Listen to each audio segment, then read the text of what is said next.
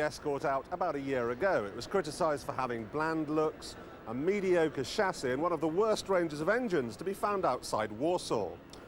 Well, launched here is the RS2000.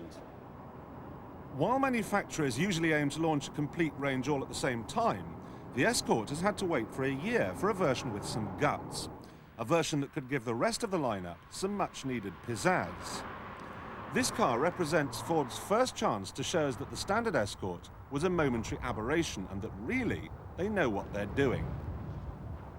First things first, the chassis, and it's all good news. It feels like a sporty car should, especially on these wonderful seats. Steers like a sporty car should, and the handling is completely Gary-proof. It also has Gary-proof looks. Ford, praise be, has resisted the temptation to go over the top, limiting any styling excursions to abrasive bulges in the bonnet, alloy wheels, and a discreet rear spoiler. But then they've spoiled what is so nearly an excellent package with a flawed engine. It delivers the goods quite well, but at high revs, it's noisy and harsh.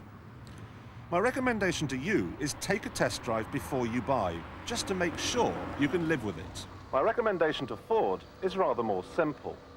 Come on.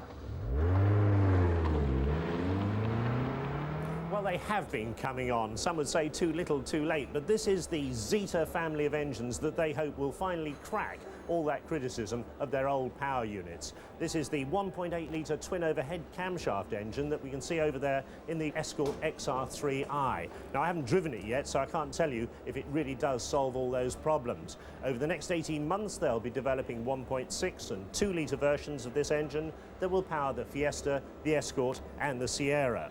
Interestingly, no 1.4-litre unit, and I think that's a major omission from the fleet market. Now, what the criticism of the Escort at the moment does do is open a window of opportunity for Vauxhall with their new